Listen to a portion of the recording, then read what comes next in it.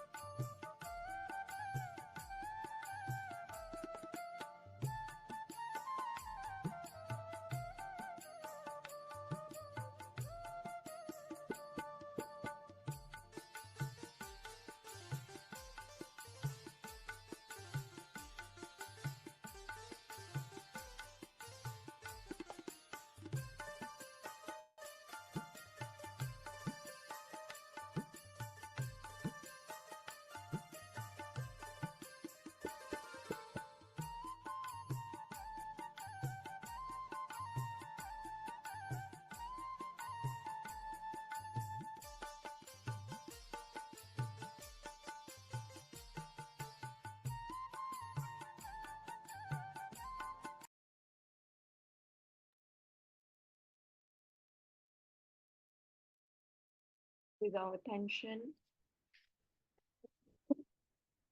in our center Muladhara,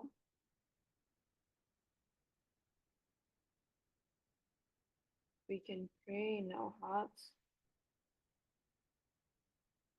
Shri Mataji, by your grace, please make me innocent.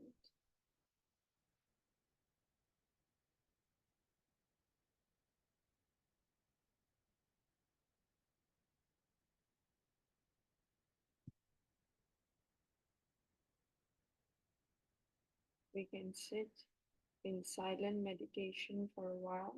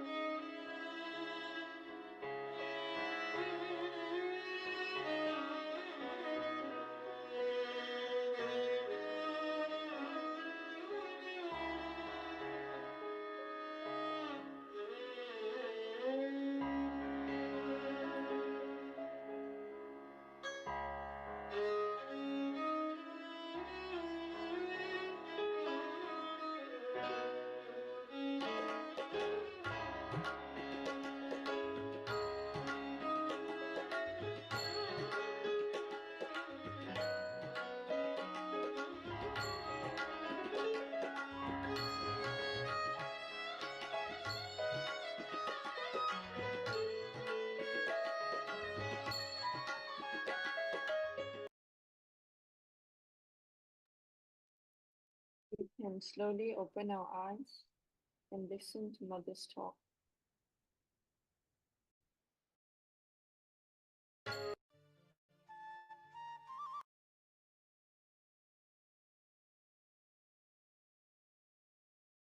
Today you all have gathered here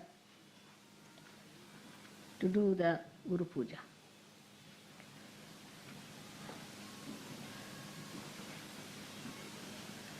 Your Guru is a mother first and then a Guru. And that has given me a greater help. We have had before also many Guru Pujas, mostly in England. And you should wonder why Mother always somehow is doing Guru Puja in London. The time falls in such a way that it is in Guru Puja. I am here, during that time I have to be in London. So many years we have been doing Guru Puja in England.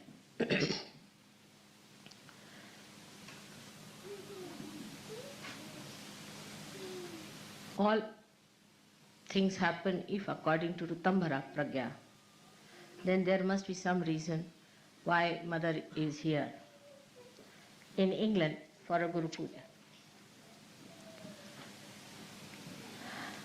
It is stated in the Puranas that the Adi Guru, Dattatreya, worshipped Mother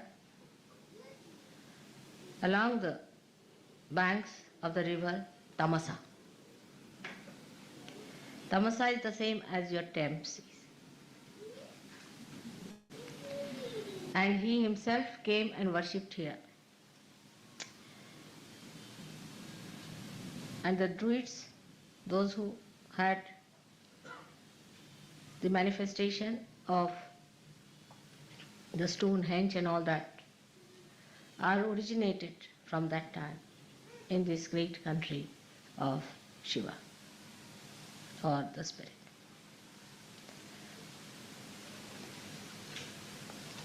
So the Spirit resides here as in the heart of human beings, and the Sahasrara is in the Himalayas where Sadashiva exists at the Kailasha. This is the great secret of we having so many Guru Pujas here. To culminate it today into this special type of Guru Puja in the year of the 60th birthday of your mother has a special, very, very special significance, because it's the Guru Sashti. It's the 60 years of your Guru has been celebrated today, and that's how it's a very big occasion that you all have gathered under the influence of again Rutambhara Pragya.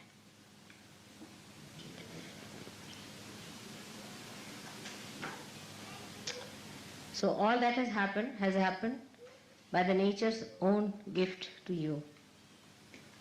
And everything has worked out so well because that was the desire of the divine and the design of the divine. So the river Thames, which we call her as Thames, you see English have a method of making everything English. Like Bombay they made it, Mumbai was Bombay. You see, like Calcutta, like all other words were like that. Like Varanasi was made into Banaras. River Thames, which was really Tamsa, was called as Thames. Now from the name Tamsa, one should know that is a place of Tamoguna. It is a place where left-sided resided since long. So people were very worshipful, left-sided people, emotional type. And they worshipped God more than that they went into yajnas and all that. And Dattatreya lived here and meditated on the banks of river Thames. That's why Guru Puja here has to give us the great background for your awakening of the Guru principle. We have to go to the roots of everything so that we understand the importance of it. Unless until you know the roots and the traditions behind, you cannot understand the depth, the gravity, the intensity of any puja. Today we have gathered here to do the Guru Puja. Again, the reason is we have got a Guru principle within ourselves, as I told you last time. And also I have given elaborately the 10 commandments as expressed within us, which are describing the different types of essences within us.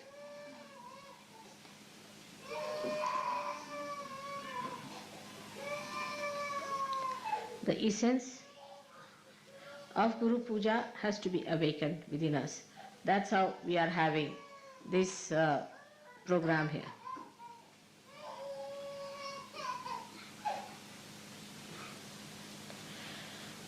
Now, it is important that we have to establish the dharma within us. Without the dharma, you cannot have the ascent. And as I have told you before, that the cleanliness of your being depends on how much dharma you follow religiously. At the time of Moses, it was worked out and all the rules and regulations were created for realized souls. But as I read in one of the books, it was very good, because if I had said this, people would not have believed, that it had to be changed. I think during the speech the children should not be here. It's better to take them out. After the speech you can bring them along. Those who make noises. Those who are quiet is all right, but those who are making noises, better to be out. If they are going to make noises, better to be out or near the door, so that if they make noises you can get out. So there is no disturbance. During the puja is all right. You could be at the gate, door, or some place from where you can go. So the laws and regulations that were given to human beings were actually for the realized souls who would understand. But when Moses must have discovered the way human beings are, he must have changed them to very strict rules, because with human beings as they are, one has to be extremely strict. They can't understand anything but fear. If you have a stick in your hand, you can put them back. Without that stick, human beings won't listen. They are only all right if there's a fear.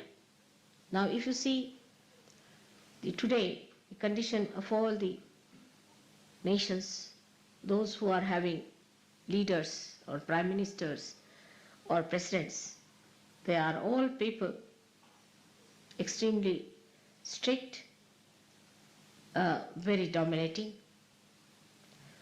and very dry. And normally people like such people. Even Hitler succeeded because of that nature. So the character of a guru so far has been of a very strict nature for people who are not realized. Normally a good guru, Sadguru, he doesn't like to talk to people much. They throw stones, or they don't like to talk to people who are not realized. But if they are realized, then these gurus change their attitude towards the people who want to see them. There's a tremendous difference between a person who is realized and non-realized in the protocol of God. A man may be the king or anything, he'll be asked to sit outside. It has nothing to do with what position you enjoy. As long as he's a realized soul and not possessed, he is given the highest position. But if you are possessed, then also the Guru will tell him that you get out from here, first get rid of your position and then come. And all these strict rules were there, that such and such person must be killed, such and such person must be given a punishment of cutting the hands, cutting the feet, even absolutely destroying the eyes. This was done because they were not realized souls. It was a great realization of Moses, I think, that he took to the another kind of law which is known as Shariat now, and that's what the Muslims are following. In a way it's good, I think, because people who are now normal people really deserve such a rule. But it should not be so fanatical that you cannot discriminate between a realized soul and non-realized soul. Now, the Guru within you will be awakened if you are strict with yourself. That's one point is very important. Unless and until you are strict with yourself, the Guru will not be awakened with you. People who are lazy lumps, who cannot sacrifice anything, who are very fond of comfort, can never be Gurus, take it from me. They can be good administrators, they can be anything, but never a Guru. A Guru should be willing to live the way he has to live. He should be able to sleep on stones. He should be able to sleep under any circumstances. Not that the disciple should force on him, but it should be his own nature that he can adjust himself. Comfort cannot crawl on a Guru. Now those who want your Guru principle to be awakened must know that you should not ask for comfort.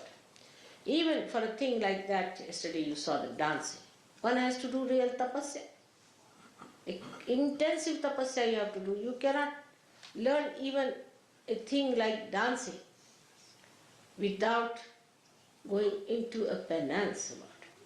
So a Guru has to go through a penance is important. Sahaja Yogi need not go, but a Guru Sahaja Yogi has to do it. We have to have penances. And the penance can be any kind of desire you have. Say, supposing you are very fond of food. Just don't eat the food that you want to eat.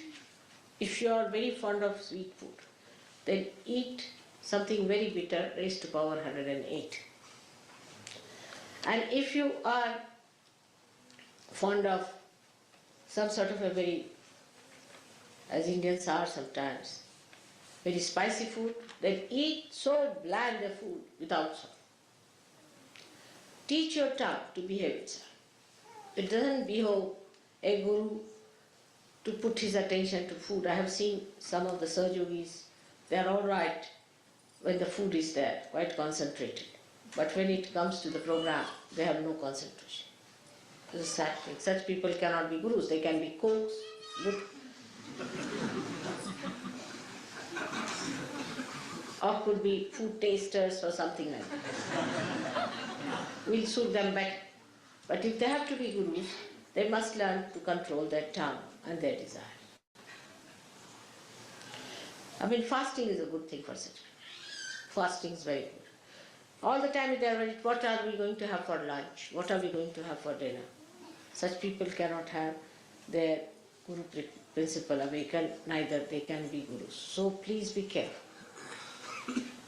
The Guru must have control over the tongue. He must know when to get angry and when to be gentle. He must know what to say when, how much to say. That's why many Gurus have been more effective by not speaking. Silence is the best way you can help others. But when it comes to explaining Sahaja Yoga, you should speak. But I have seen with some people, they are very eloquent when it comes to nonsensical things. But when it comes to Sahaja Yoga, they don't know anything about Sahaja. So you have to be the master of Sahaja Yoga if you have to be a guru. Not only in talking, but in your behavior, in everything. And the karamat is the, I don't know if you use charismatic word, charismatic they call it, or you say the one how to do it, how to raise the Kundalini, how to put it at the Sahasrara, how to break the Sahasrara, all these things you must know how to spend your knowledge. It's Bini Yoga in Sanskrit. Guru principle is awakened in a person when he himself has achieved something. Imagine a half-baked guru going along talking is a guru. He'll end up as a disciple ultimately. So you have to be master of your own. But when the guru principle comes in, you have to give it to others. It's a question of giving it to others. So you have to be at a higher level to give to others. Have to be at a very high level. If you are attached to money, if you are attached to food, if you are attached to mundane things of life, you cannot give. Now the higher state than that can be achieved, which is natural in me, but can be achieved, is that you don't have to have any dependence like that any rules and regulations. Like saying that I will have no worry about food, I should fast this, that. It all ends up when you eat but don't eat. That state one should have. That you are eating the food, and if you ask, did you have your lunch? I don't know. Will you have your lunch? I don't know. Absolutely indifferent to the problems of the body. Where did you sleep? I don't know. What did you eat? What will you have? I don't know. This kind of a state is called the Atita state, where you go beyond. And whatever you do, you are doing it because it is to be done without paying any attention to it. It's automatic. Nothing is important. But this is, before becoming Atita, you have to tell yourself, nothing is important. You see, is a avirbhava, as they call it, is a kind of a drama you have to put in. Oh, nothing is important, this carpet is not important, I should try to sleep on the cement. First you have to do that. But after some time, it happens that you don't remember whether you slept on the cement or on a cot. Where did I sleep? I don't know. That is the Atita state. And that state is to be achieved now by many Sahaja Yogis. In a state where you go beyond. Say there is somebody who is before you and you have to get angry. All right, you give me left, right, nicely, and then you're smiling next moment. Did you get angry with that person? I don't know. Did I? Like Buddha once said something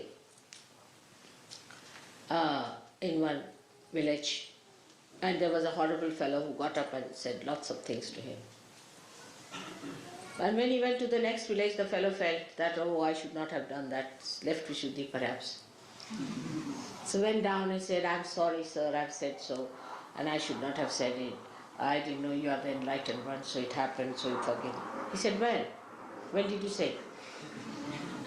He said, in the last village. Oh, everything in the last village, I'm left there alone.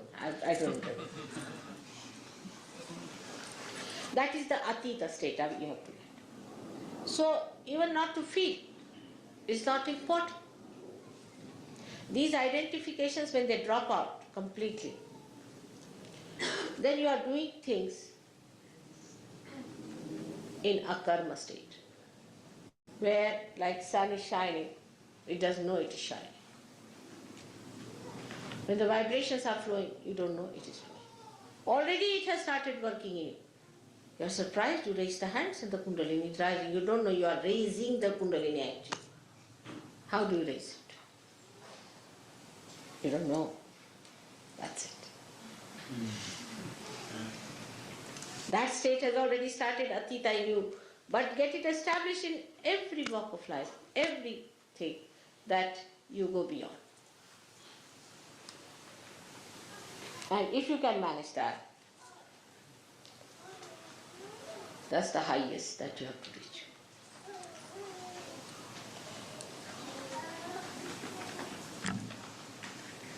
Now, with the incarnations, it's very different. It's the other way around. Everything is the other way around. They don't have to do any tapasya. They don't have to starve. They don't have to tell them. Whatever they do is the punya. They don't have to collect punyas either. If they kill somebody, it is dharma. If they hit somebody, it is the dharma. Nothing they do wrong. They are absolutely immaculate. If they deceive someone, they cheat someone, it's perfectly all right. Because for a higher goal, you have to give up this smaller goals. It's justified in our day-to-day life, you see, that when you are defending your country, there's an enemy on you. If you have to defend your country, you can slay him. You can cheat him. Diplomatically, you can be foolish. It's allowed. Why? Because for a higher goal, you have to give up the smaller goal. But for an incarnation, it is always the higher goal. He's not bothered about smaller goals at all. He doesn't have to wait, think, rationalize, or to train himself or do some drama or anything. It's all done. Even the movement, every movement of an incarnation has a ripple in it, which is for the good. There's nothing, not even a moment is such which is not for the good of the world. So the incarnation is a very different thing that is not to be achieved, that has to be. Now, for example, the incarnation is the bhokta, is the enjoyer. He's the enjoyer of it. Many people say have created. Now we have a carpet here from Turkey. These carpets were created by Turkish peoples some time back for an incarnation to see. So the Rutamara Pragya will bring it round in such a way that at least I see it. Or I have it. So that their souls will be blessed. So that they feel nice. Like Michelangelo has made that not for popes, I can tell you. And not for all the rubbish people who go there. Neither Blake did all that work for the useless people who want to go and see nude artists. It was all done for the incarnation to see. That's the way they are blessed the most. Because they are beyond. Nothing touches them. Nothing is important. But it's not rational or anything that they have trained themselves. But it is automatically there.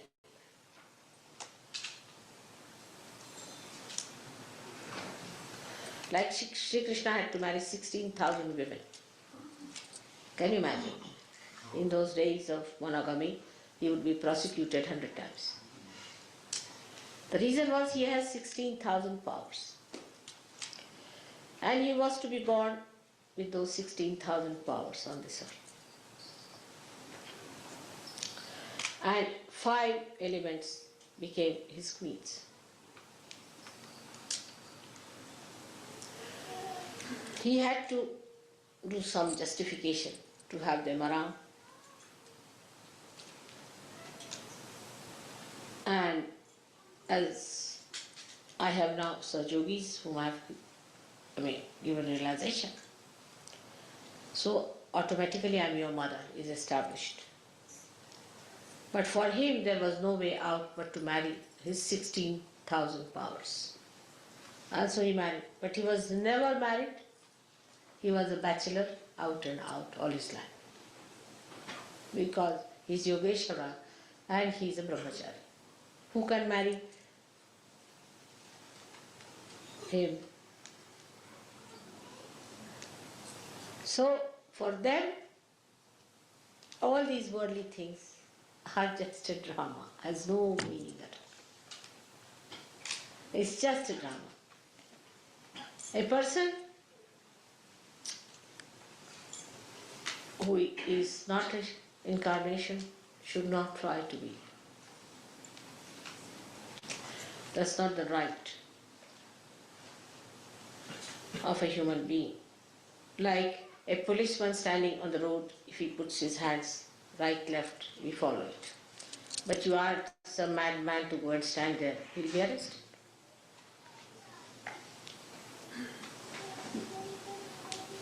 So for normal people, even you are a guru, you shouldn't allow them to touch your feet. Only an incarnation's feet must be touched. And nobody else's feet must be touched. Of course, in Samayachar, like as we have in India the custom to touch the feet of the father, but because the father is a representative of the father in you, that's what the mother. But that's symbolic. But in reality, you are not to surrender yourself to anybody else but to an incarnation. Also, if there's a teacher in your any art or in any way, your master, you must touch his feet. Even to take his name, you have to pull your ears. But nobody who is a human being should touch your feet, especially the Sahaja should not. Nobody should ask anyone to touch your feet. As an elder you may. That's a different point, but not as a guru. It's a very dangerous thing. Once you start it, you know what it happens with so many. They are just gone out of such. So to develop the guru principle within you, first of all, you must develop yourself fully. Now, how to develop yourself for guru principle, one must see. We have got the 10 principles within you, as I told you before, and we should develop these all 10 principles in such a way that we stand out from others.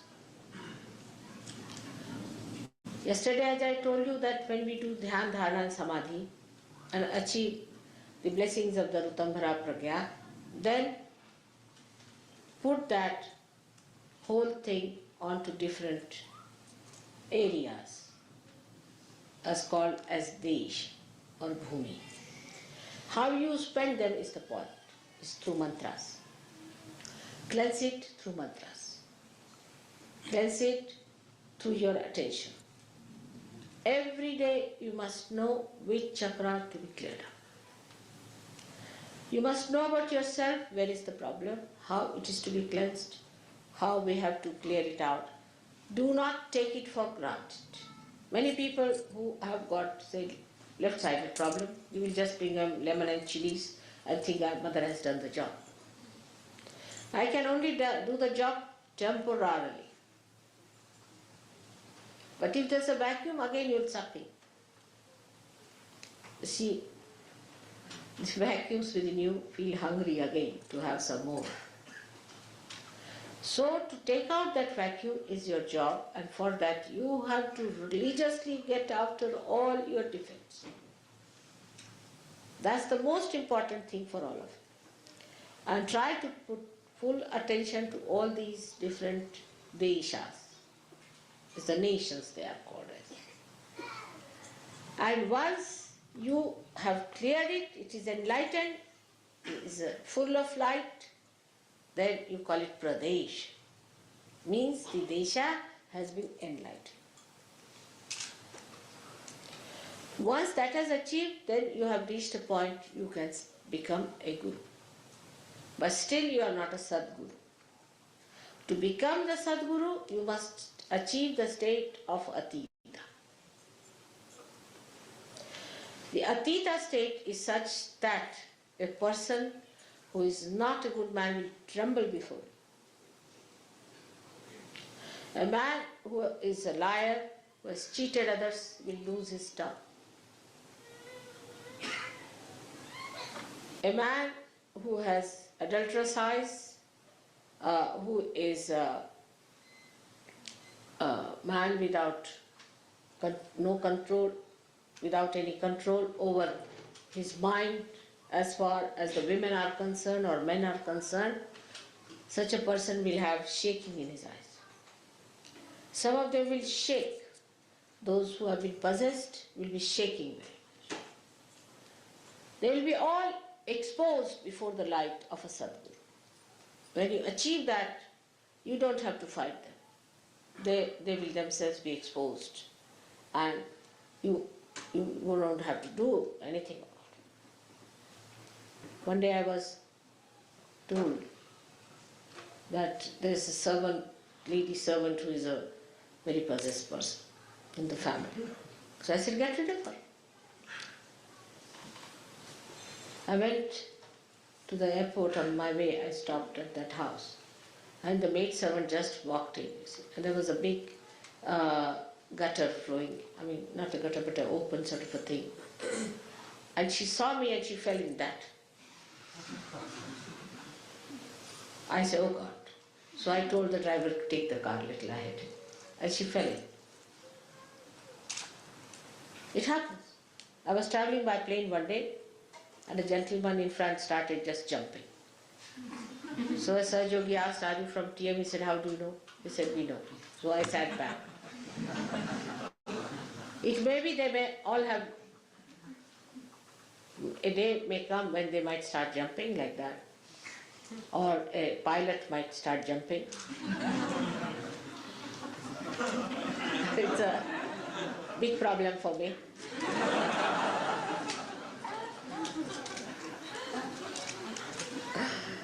Even the lights.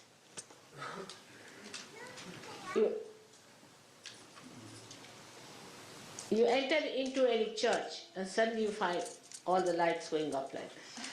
Even in big banquets, I find when I'm sitting there, and suddenly everybody comes and sit down and all their booths come round, they start jumping, and the people start looking, what's happening?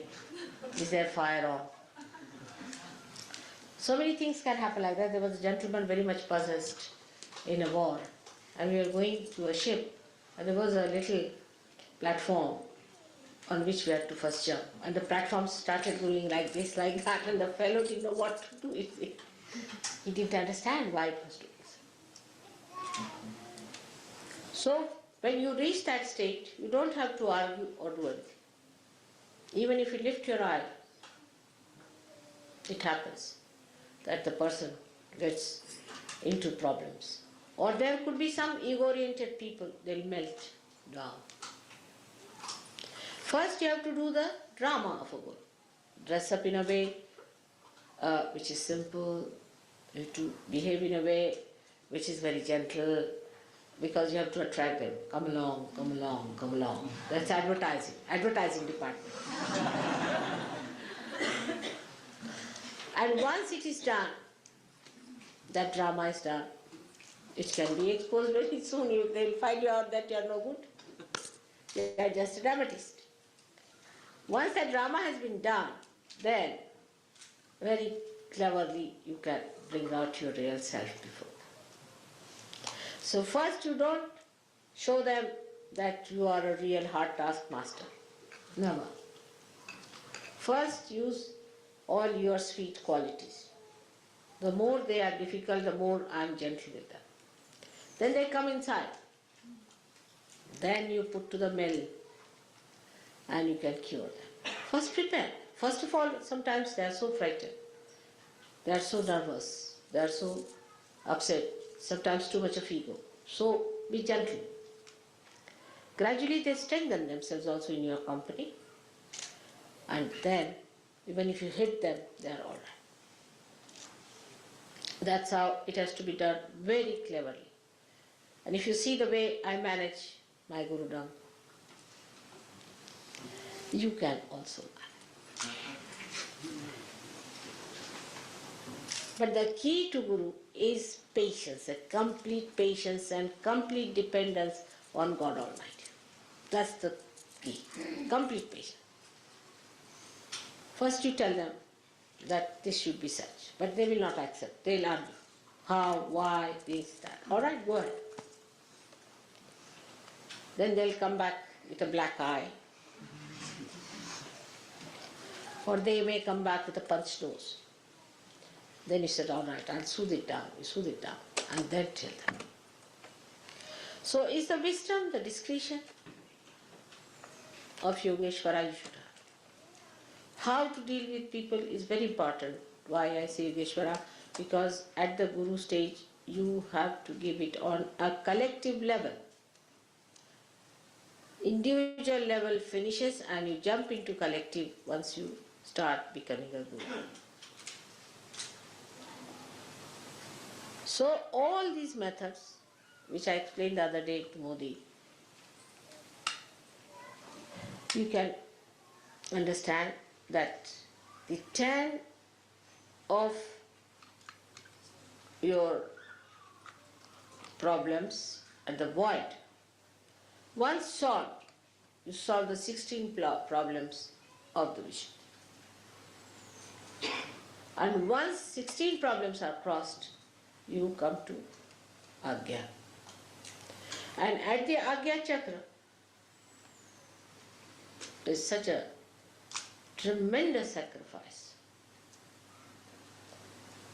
Without feeling the sacrifice is awaiting. And one has to see what you can sacrifice in that Atita state, because you don't sacrifice anything. Everything is already sacrificed. What is there to sacrifice? And such a state should be achieved by realizing that you are realized souls, you are not ordinary people. And you cannot have ordinary, mundane types of rules and regulations. Like yama niyama. The niyamas are for yourself, yamas for others. Nothing. There should be absolute truth with it.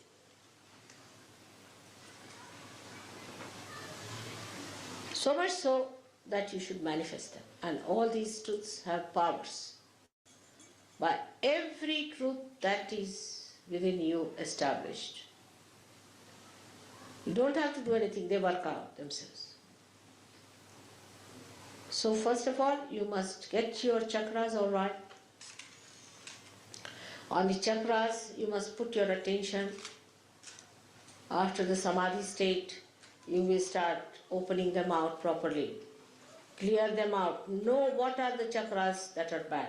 I've seen people who have very bad few chakras and many good chakras, but they will be only enjoying the good chakras and will not worry about the bad ones. Pay attention to your bad chakras. Cleanse them, cleanse them. Put all your attention to that. Put the attention of the God.